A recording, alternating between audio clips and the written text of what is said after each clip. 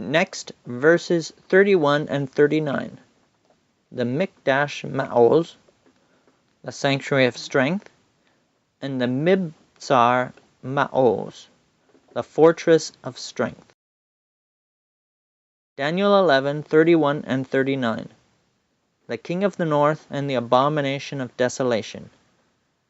An arm shall stand on his part, and they shall pollute the sanctuary of strength, Mikdash Ma'oz, and shall take away the daily, and they shall place the abomination that maketh desolate.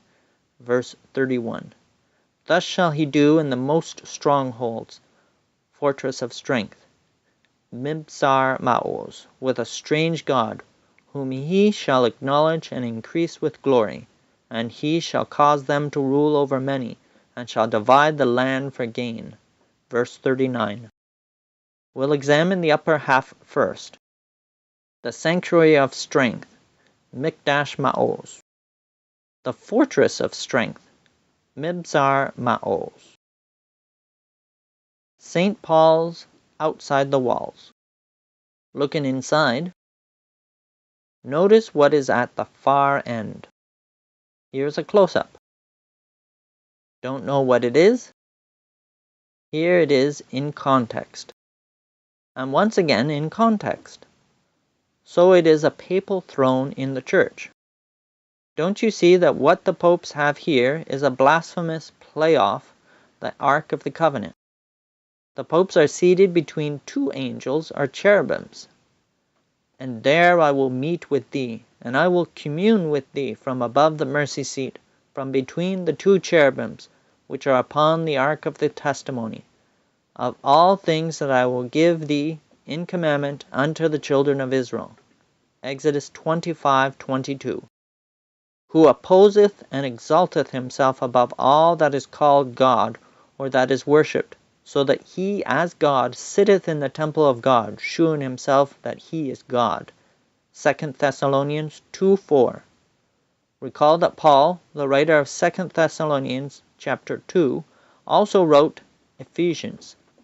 Now therefore ye are no more strangers and foreigners, but fellow citizens with the saints, and of the household of God, and are built upon the foundation of the apostles and prophets, Jesus Christ himself being the chief cornerstone, in whom all the building fitly framed together groweth unto an holy temple in the Lord, in whom ye also are builded together for an habitation of God through the Spirit.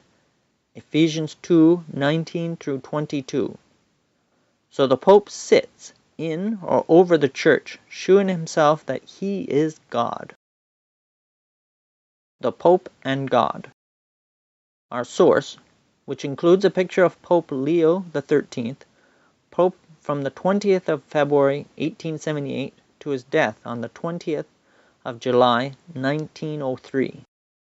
The page from which our quote is taken, as well as the encyclical on the reunion of Christendom, Praeclara Gratulationes Publicae, June 20th, 1894. We hold upon this earth the place of God Almighty. Pope Leo XIII, Praeclara Gratulationes Publicae, on the reunion of Christendom, June 20th, 1894. The Great Encyclical Letters of Pope Leo XIII, New York, Benziger Brothers, 1903, page 304. Returning back to the discussion, notice the dishonor associated with the sanctuary of strength, pollute and take away, and the honor associated with the fortress of strength, acknowledge and increase with glory. Recall we saw this previously.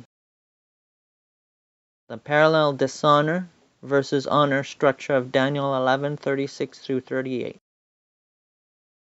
Returning back to the discussion, now we'll examine the lower half.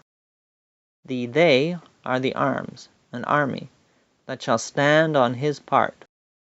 The he is the king of the north, which is the he of his, in arms shall stand on his part. The them are the same as they, which are the arms. Abomination that maketh desolate?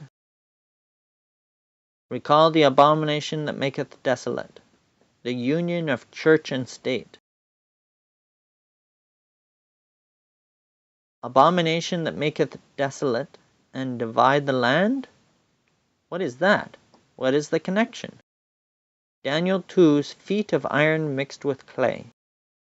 Iron mixed in clay strengthens the clay, allowing the church to persecute those which it disagreed with, the so-called heretics. But clay mixed in iron divides the iron, leading to wars between the states or nations.